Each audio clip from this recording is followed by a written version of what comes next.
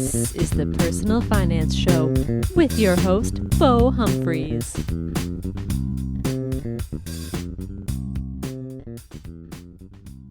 Hello, I'm Bo Humphreys. This is the Personal Finance Show, and this is the FinTech series that I started a little while ago, and I'm really happy to continue with this. It's important to learn about financial technology companies that are applicable to individuals. Today I have Lending Loop. I have Cato Pastoll. Is that the best way to say your name? Yeah, that's right. Excellent. And Brandon Vlaar. Yeah, absolutely. Okay, good. I'm glad I got that right. So Lending Loop. Let's get right into it. Let's do a little a simple sort of if you're explaining it to a 5-year-old who maybe understands the concept of money, at least a smart 5-year-old. What is Lending Loop? Yeah. So Lending Loop is a peer-to-peer lending platform. And what that means is we're an online marketplace that connects people who want to lend money with people who are looking for money. And specifically in our case, those are small businesses. So in the simplest sense of the word, when a small business wants a loan or they need financing to help grow or expand their business, they'll come to us and then they'll post that loan on our online platform. And then people like yourself and myself can actually lend money to that small business. Okay, so the small business needs $25,000, $100,000, something like that, and they went to a bank and the bank said no way, or maybe they don't like banks. I don't like banks that much, but they came to you and they said, "Hey, lend me money," and you guys do a bunch of stuff to check them out. Yeah. Absolutely. So in some cases, they are small businesses that couldn't get financing from the bank.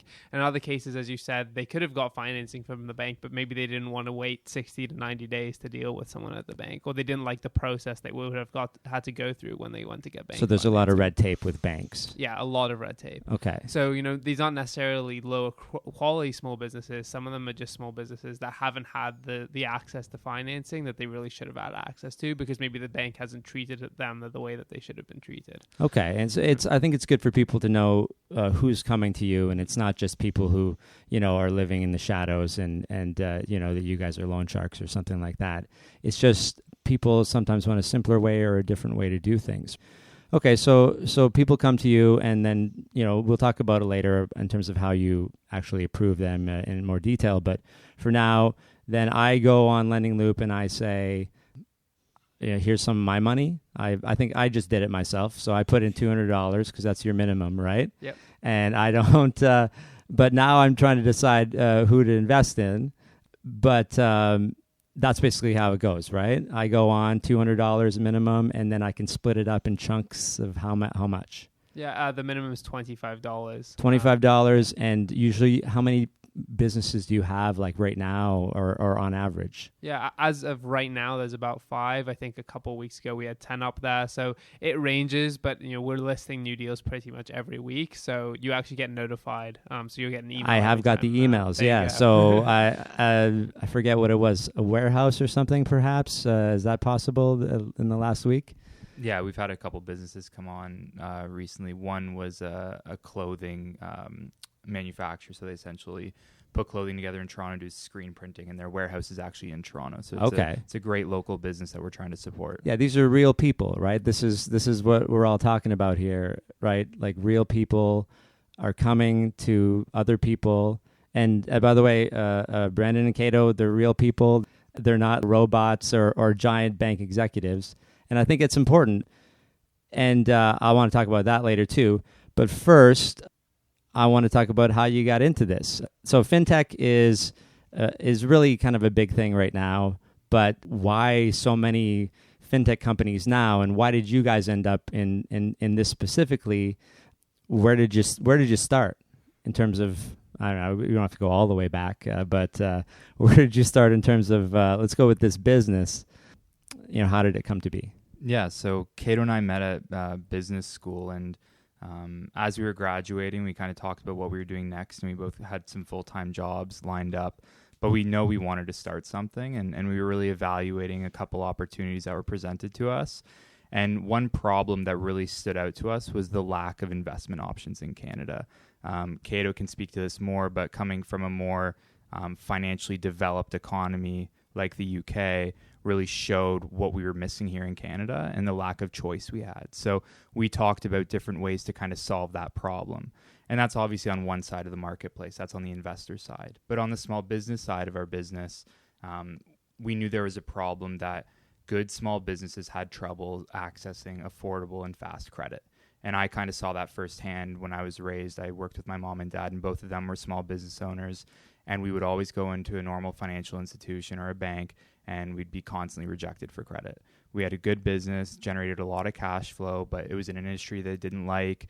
They wanted to give us more personal credit as opposed to tie the credit to the business, which is what we wanted to do. Why wouldn't they like you, or why wouldn't they like the business? Yeah, a lot of the times it wasn't the particular business; it's their credit criteria, and a lot of that comes down to the loan amount as well. So if we're looking for a $25,000 loan or $50,000 loan, it's very difficult for a bank with a lot of legacy systems to evaluate that loan in a cost-effective manner, right? They have to pull all these different reports from the credit bureaus and perform analysis, and they can't be profitable doing that on a small loan. So they just say, hey, take a line of credit out personally and put that into the business, or hey, put a HELOC on your home and put that into the business. So they're advising you to use personal credit tools for a business when you're coming in for a business because it's better for them. Yeah, it's a lot easier for them. That's what their machine is set up to do, right? Sounds like a bit of a broken system to me. Absolutely, but it's created an opportunity for us, right? And that's really why we're able to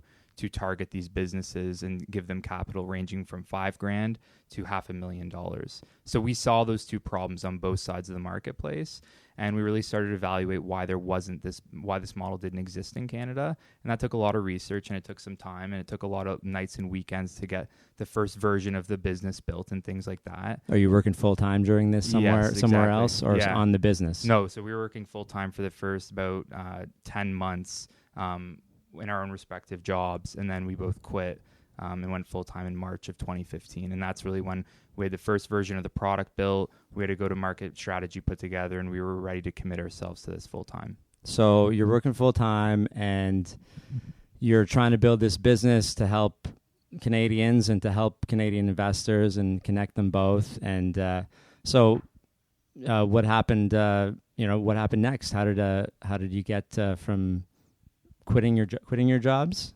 completely? How did you do that? Did you get some financial support, or did you have to go to a bank? We got a bit of financial support, so we kind of what we call like friends and family money. Okay, better than banks. Better than since you're competing with the banks, right? In essence, So you got that. So that was like, okay, we believe in you guys.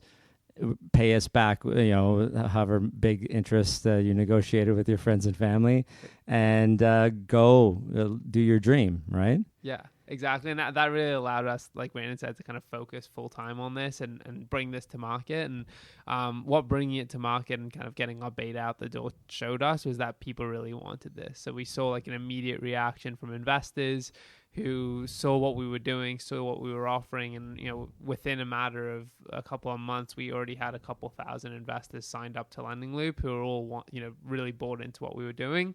And we also saw small businesses across Canada coming to us and applying for financing. So first deals we were doing were actually out in BC and Alberta, just showing that this is a problem that's not unique to Ontario businesses or Toronto businesses, but it's one that's actually across the country. I know this feeling firsthand because I was at the FinTech Summit last week, and I was sitting at a table with these really nice people, and they were like, wow, Cato gets up on the stage and they're like, that's a great idea. I can put some money in and invest in a business. It's revolutionary in a way to a lot of people if they haven't heard of it or seen it, and hopefully it'll become more of a norm. So in terms of FinTech, what is it about? Is this the time? Like, could this have happened? Would you guys have gone like in a completely different direction with whatever you're doing if finance and technology weren't so aligned right now, or the infrastructures what are you actually, okay, so who's the technology person, and is there like a Steve Jobs and a Steve Wozniak here? Is that what we're talking about? I wouldn't put us in those two buckets. I used to be a big Apple guy. Yeah, I'm an Apple person. Cato's a little bit of an Apple person. He's slowly converting. That sounds like Steve Jobs to me. But we're both technical, and I think that's very critical. Okay, so to both this of you business. are. Yeah, that's good. We've both been programming since we were young, and we both have formal technology experience in our careers. And you both went to business school. But we both went to yes, business and that's school. where you met. Exactly. So And the business technology. knowledge and finance knowledge has really allowed us to drive this business And forward. so you are fintech epitomizing people. Exactly. Right? That's exactly You're the it. living embodiment of financial technology, which is great. Is it developments in like, so this is all web-based, obviously, Yeah. right? Yeah, you know, I see people out there calling or taking calls. Are you cold calling people, or are they calling you? How are you getting business if not through the web? Is it all web? Yeah, so we have a number of channels that we get business. I think to quickly address the lender side, all of our lender growth right now is organic, so it's just people coming in. We're not running many campaigns Just to Google. bring them in, just Google. And on the business side, right now we're just trying to experiment with different ways to raise awareness about our offering to small business owners. They're so busy and they're getting bombarded with different services every day that we're kind of competing with some of their attention. And with that comes a couple different channels, and some of those are offline channels, so like direct sales and direct mail, and others are online through content and email marketing and things like that. So people still use mail to tell people about things. Yeah, it's actually a very effective way to market to small businesses. I think today. I was reading about this. It's because nobody's doing it much anymore, so that's like it's the one piece of mail that you'll get or something. Is that it? It could be it. Or one of a few. Yeah, exactly. It's one of a few. They're not getting as bombarded. But for something like this, you can target them in such a good way that you know that you're going to reach out to somebody who may find your product of value, and I think that's why it's very effective. So I want to talk about collaborative finance, the concept, a general concept. So there's these things called rotating savings and credit associations in other countries. These are big sort of things where, let's just say 10 farmers get together and they each have $1,000 and someone wants to buy a $10,000 item. They all bring their $10,000 in, give it to the one person. He buys his stuff. And then 3 months later or whatever, 6 months later, they all bring the 10,000 again and the next person gets it, right? So this is like way more common, but we don't do that here, right? We don't have anything, as far as I know, and maybe you can say credit unions are similar or whatever, everybody's collaborative, but it's not a situation where a whole bunch of people are giving one person money to use, but you guys are in essence doing that now in one way or another. I wonder why we don't have this, since Canadians are nice and helpful. Isn't that our thing? Why is this so brand new? And when I'm sitting at a table with people, they're blown away by this. Why? What happened to us? Yeah, it's a great question, and I think we kind of skipped this step, and there's a lot of, I think, factors in why that is. I don't think there's any one answer. Some of it is based on kind of risk appetite. Some of it is regulatory circumstances in Canada. We tend to have much more conservative regulators, which, a lot of people praise because of times like 2008. But at the same time, that really holds back, innovation at the same time. So when you look at new products and new services like Lending Loop, we took a lot longer to come to market than potentially someone in the US or the UK just because of that conservatism. So there's pros and cons to being in that type of conservative environment. But, we're obviously trying to really blaze our own trail and set the path to really bring this to the mainstream and actually allow people to help other people, not just in their community, but actually across the country or even across borders, which is the really cool thing about doing this online is you can have that same concept that you mentioned where you got 10 farmers, but you could have 10 farmers from Alberta to the East Coast to PEI, right? As opposed to having them all being hyper local. This really allows you to do this. I like that a lot because somebody up in the Northwest Territories could have money to burn, right? And they just want to invest in a downtown Toronto clothing warehouse, right? It's very possible. So you're talking about the internet connecting people.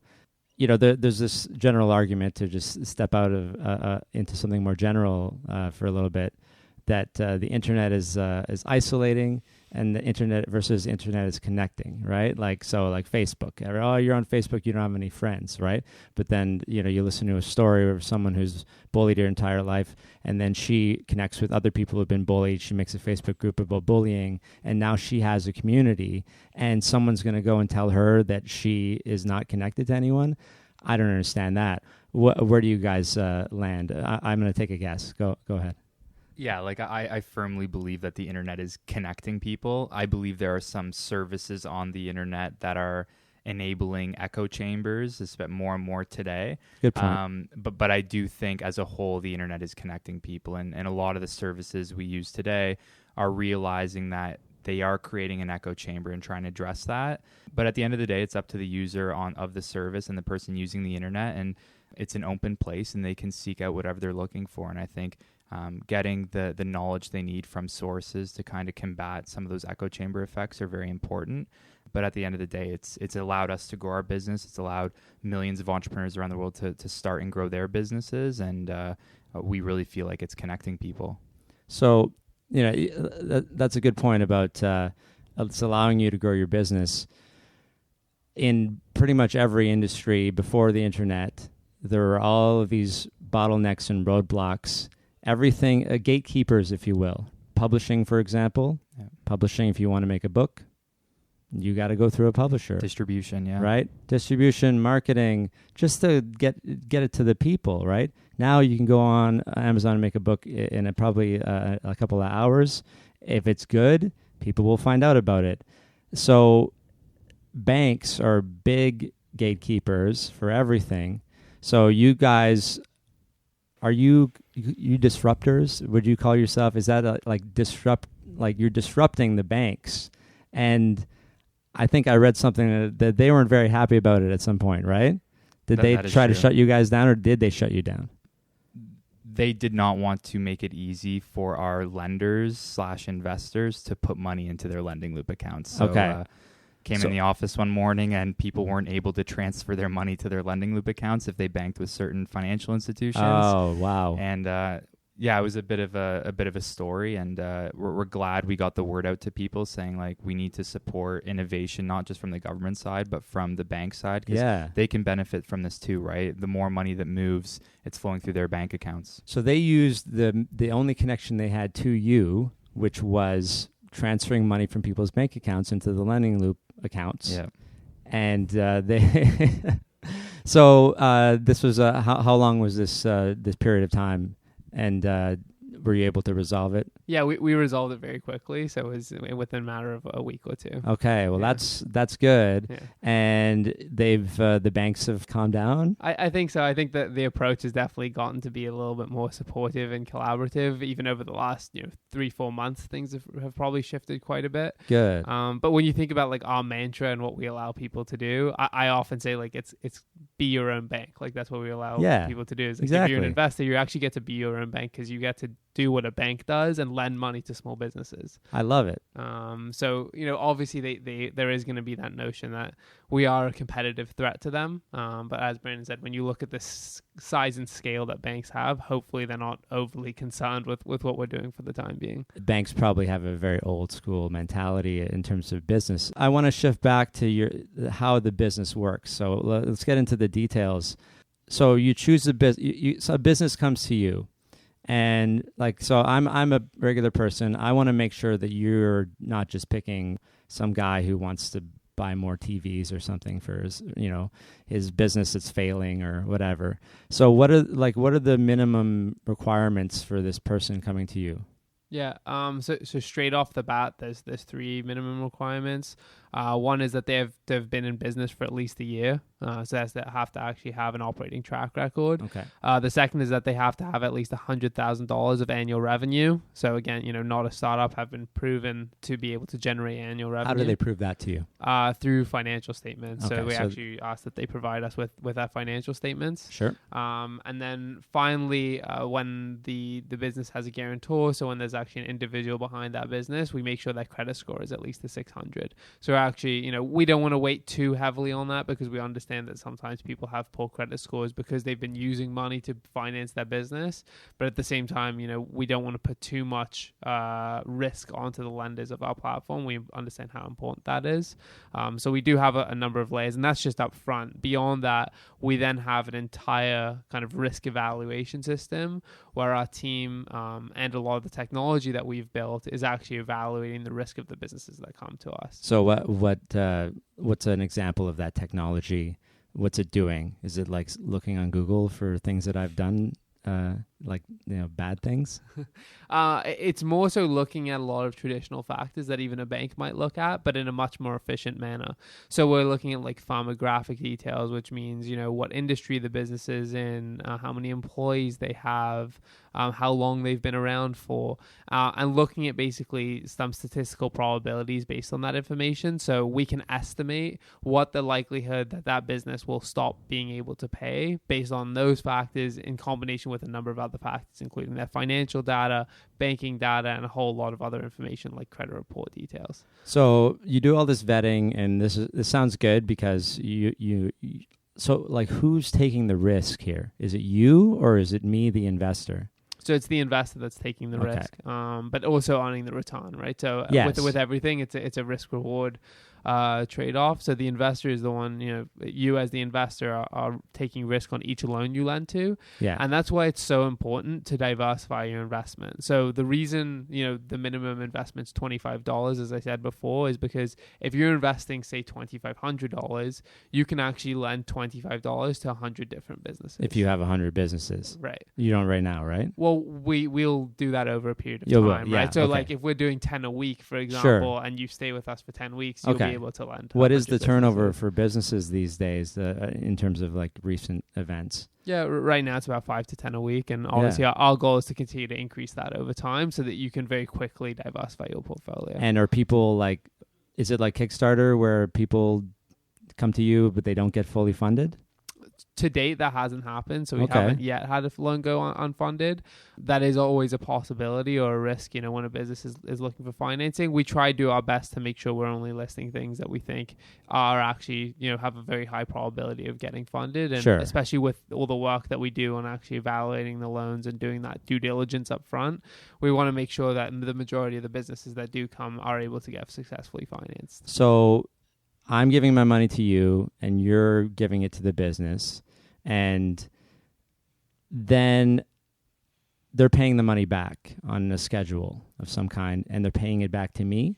Yeah, they're paying it right back to you every month into your Lending Loop account. So, as you said, you open an account with us, so you know what $200. that's like. I'm excited. Yeah. So if you lend that $200 out, let's just say over a year time period, you'll be paid back every month over that year time period. Is that the typical length of the term of the loan? Average is between 2 and 3 years. Okay. We'll go up to 5, and we'll do as little as 6 months. So if I take $25 and I put it in, and it's a 3-year, I get little bits of $25 every month. Plus interest. For 3 years, perhaps. Exactly. That's awesome. Yeah. But the idea is I'm going to get little bits from all of my loans, and I'm just going to have $25 out there. Okay, I like that. So it seems a lot less risky when you guys are vetting them, obviously. I'm putting a little bit in each one. So it's in essence, I'm making a mutual fund of my own with Canadian businesses that I might pick different industries or whatever, or different. So you guys assign ratings to each one, right? So who wants to talk about the ratings and what they mean? Because I saw that they're A+, D+, C+, so I have no idea what that means. Yep. How do you rate them, and what do they mean? Yeah, absolutely. And as you were saying, you do get to build a portfolio of small business loans by picking and choosing which ones you want to put in your portfolio. And that risk rating is really determined by what I was talking about before, and that risk evaluation process. So when we're evaluating the risk of a particular business, we're estimating the probability that business won't be able to pay. So an A+ business has a very low probability of not being able to pay versus an E business obviously has a higher probability of not being able to pay. So A to E B. And all of those have estimated default rates, as we call them. So an A will have, an estimated default rate of less than 1%, for example, versus an E will have one that's potentially as high as 10%.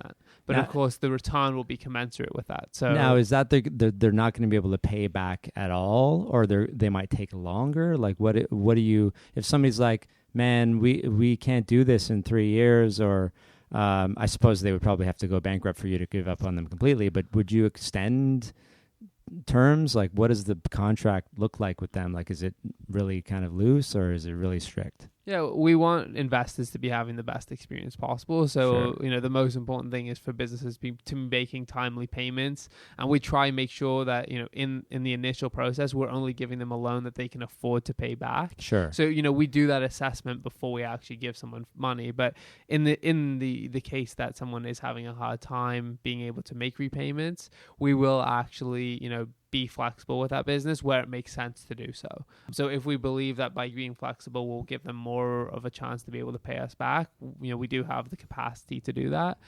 In other cases, we may not, if we think that's the best thing and the best interest to do for the lenders, right? At the end of the day, our interests are aligned to the lenders, not just reputationally, but we also take a spread. And that's kind of how we make money of 1.5% between the borrowed and invested interest rates. So it's in our interest as well to make sure that borrower is actually paying every month. So you take 1.5% off of the rate that you're charging the borrower. Yep. And then, so I'm an investor. I'm only going to see the rate that you're going to give me then. If I see it on the list, like that rate that's posted is the rate that I'm getting, not like your 1.5% doesn't come off of that. You see both. So I see both. On the Okay. list, you see like what the borrower is paying, Okay. but then when you're actually investing, it will say, this is what the borrower is paying and this is what you will receive as the investor. Okay, so it's all very clear and transparent. Okay, so why would I ever pick a D company or an E company? I mean, okay, maybe I'm a gambler, right? Well, I'm not. I can tell you a lot about that, but not today.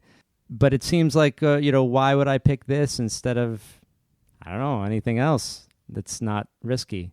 Yeah, I think when you're looking specifically at lending loop loans and you're looking A through E and you're looking at D and E loans, we do think it's important to have some of those in your loan portfolio because those will actually give you the chance to earn a higher rate of return, right? So if an A is yielding 6% and then an E is yielding 20%, if that E pays back, that's giving you the opportunity to earn a relatively high return from that loan, right? But I'm seeing the default rate right beside it, the potential that this E is not going to pay back. Yeah, like there's a much higher chance that the D's and E's are not going to pay back, but those rates are, as Cato said, are commensurate with the risk, right?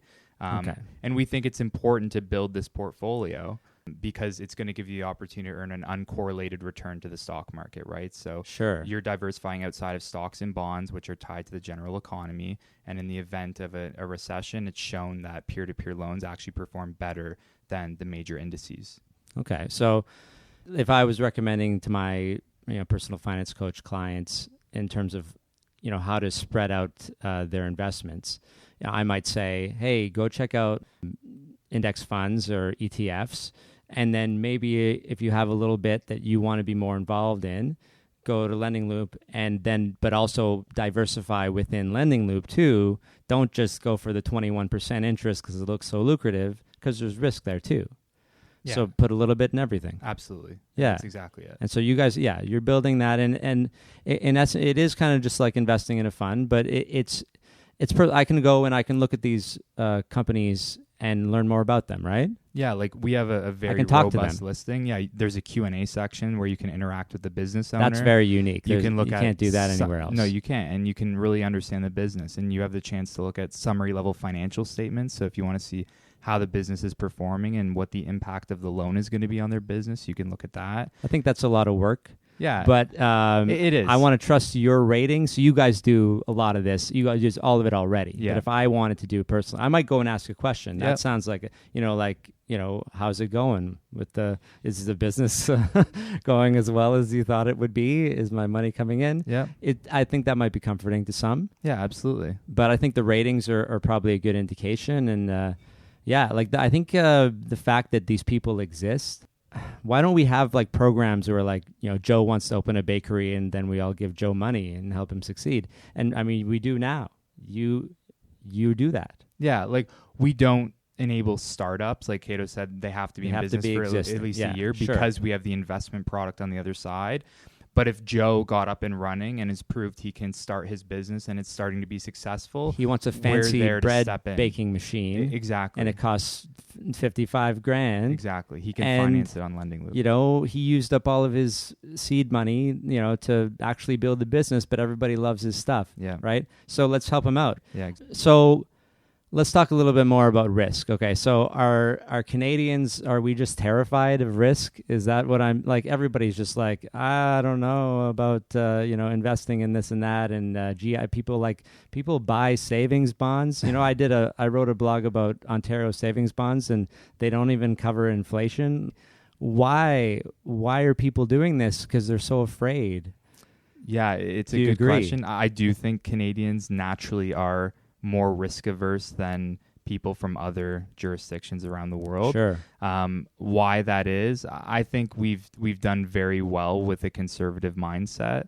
I think Cato kind of alluded to earlier, a conservative mindset from a financial regulatory environment potentially helped mitigate risks that happened in 2008, right? So now a lot of Canadians are kind of pounding their chest saying, look what we did. We didn't allow our banks to merge with each other or purchase American banks, etc. But there's downfalls to that too, right? So whatever happened in 2008 when everything went into the toilet, everybody thinks that Canada was awesome because they played it safe, and now they're using that as an excuse to not invest in things that aren't safe. Yeah, I think that... Or innovate, for that I matter. think that's kind of the vicious cycle that we're in. Okay. For better, for worse, I think Canadians are starting to realize that there's a lot of opportunity out there, especially with regards to innovation in financial services and alternative investments. But we're slow to the race. Like, this has been around, our industry's been around for over a decade in other countries, and we're just getting started here.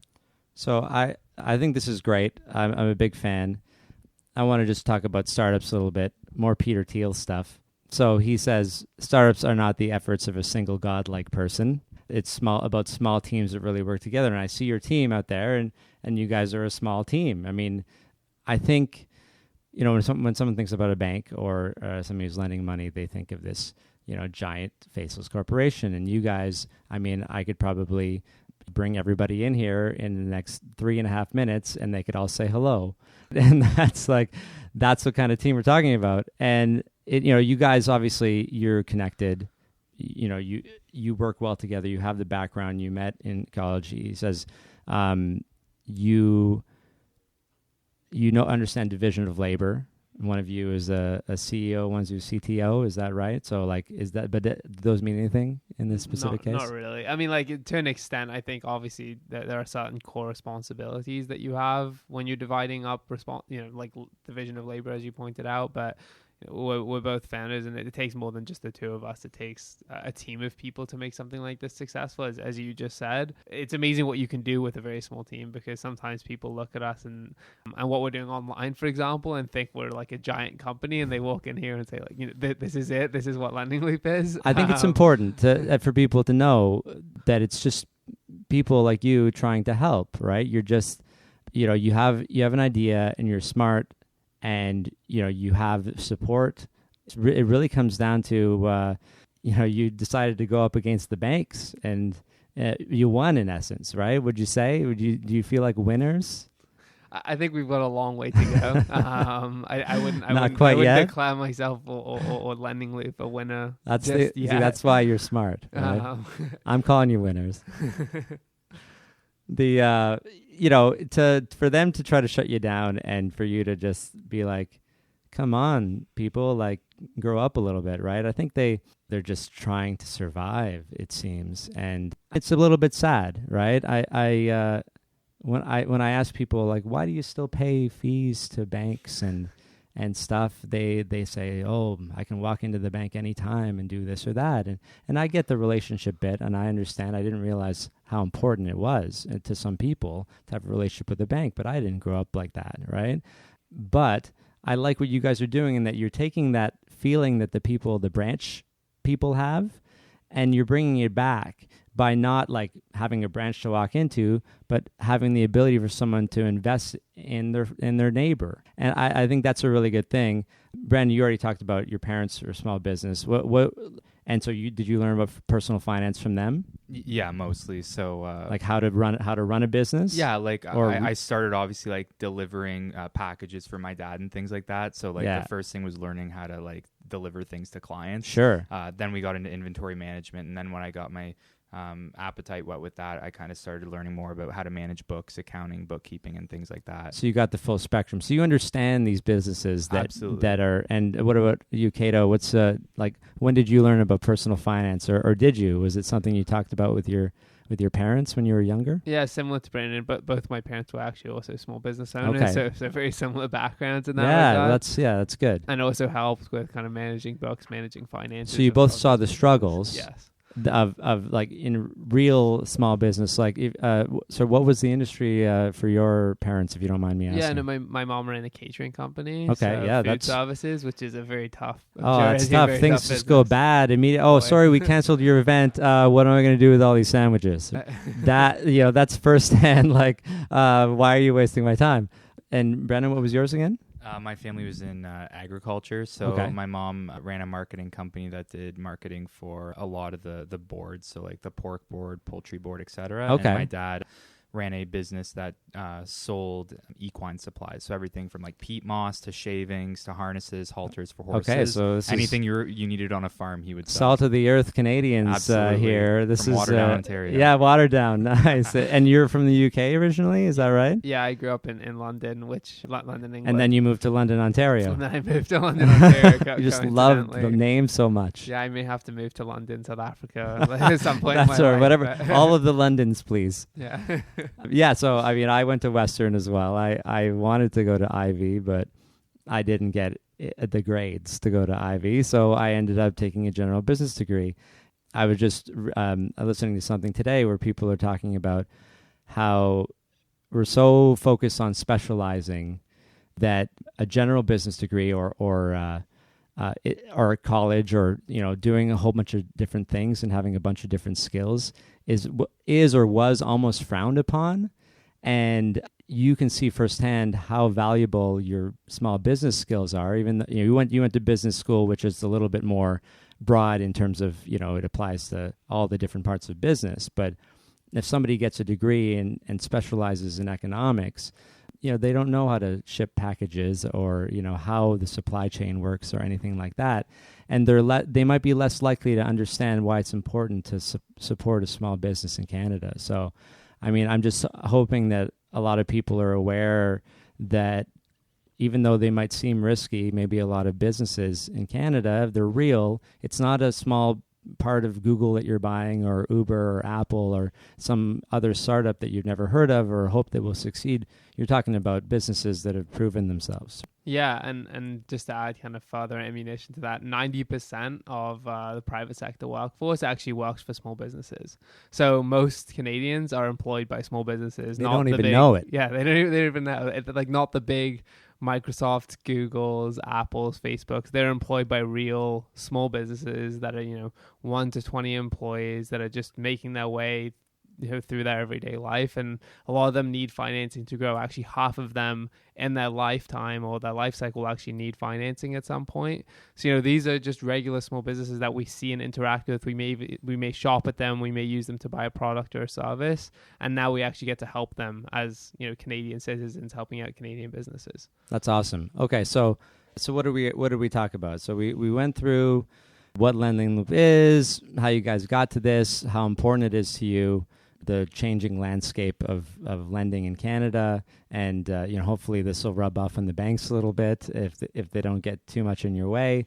We talked about how investors like myself can be safe in investing in this, and I mean, you take the risk that you're comfortable with, right? I mean, you guys are very clear about what risk is there, but personally, I would probably want to just spread it around so that if one defaults, I only lose my $25, and then maybe I make the 25 on another one, right? And that's what it's all about. So we talked about that. I think that's pretty good, and I think we have a pretty good idea of what it is you guys do. I have one last question for you. So you're a startup, right? So if Yahoo offered you $1 billion or some awesome valuation of your business, would you sell your business? You can $1 billion.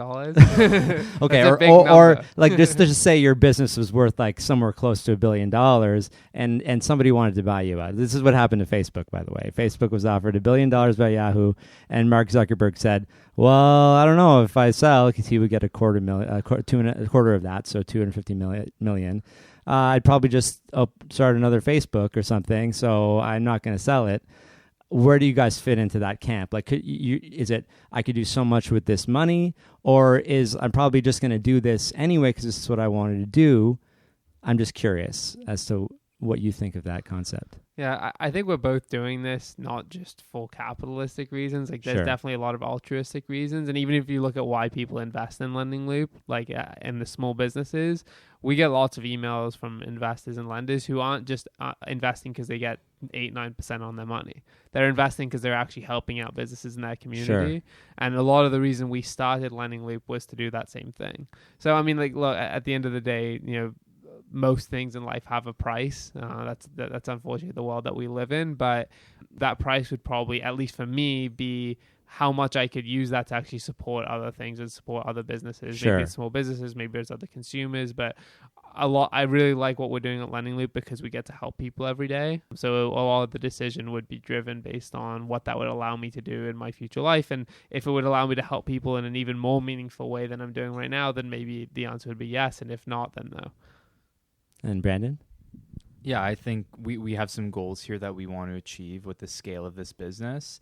And I think if the person buying us gives us resources to get our business to where that needs to be, we would definitely evaluate that. So we do want to become a household name in Canada on the investing side of things.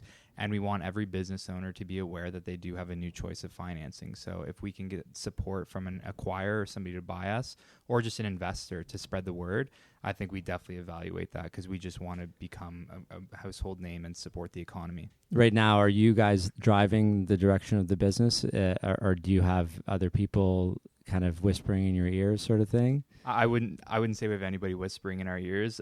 We have a lot of mentorship, though. Like, we need a lot of help. Oh, for sure. Starting a business is hard. Starting a business in financial services in Canada is even harder. Absolutely. Sounds like it. So we've relied on a lot of mentors and advisors to help us get to where we are. But at the end of the day, the buck stops with us, and I think that's important. Decision makers. Because then it'll go if you guys keep that the drive to help and to it comes down to access, right? Right now, if I want to open a brokerage account, or maybe not so much anymore, but depending on the bank, I got to have $50,000 and I got to be a crazy daily trader and not to pay tons of fees. And I don't want to do that. $200 sounds fine. $25 per company sounds fine to me. And you guys take the fees off of the borrowers, sorry. Not me. So I get whatever you get posted. It seems like it's pretty transparent and accessible, and I think it's a really good alternative investment option for those who are looking for something outside of the regular ETFs and index funds that I talk about constantly, or bank stocks, which always seem to be a good investment. Yeah, unfortunately. I mean, yeah, we think this should be a part of everyone's portfolio. It's a really nice, as Brandon said, an uncorrelated return, right? Like, well, yeah, why not? But it's you can earn very attractive returns through this type of investment product. It's not correlated to the performance of public equity. So if the stock market's down one day, your Lending Loop investments, for the most part, probably going to be untouched. So it's a nice way to diversify your portfolio. I mean, people talk about diversifying within stocks or even within Lending Loop. This is a nice way to diversify your. They're not traded. These are not stocks we're buying. They're not traded on a market. It's just money between people. Exactly. Yeah. It's a fantastic idea, and I'm really glad that I came here today. And thanks for having me in your office. It's like you said, it's not a multinational headquarters. It's just a whole bunch of people working hard, right, and trying to build this business. So I like it a lot.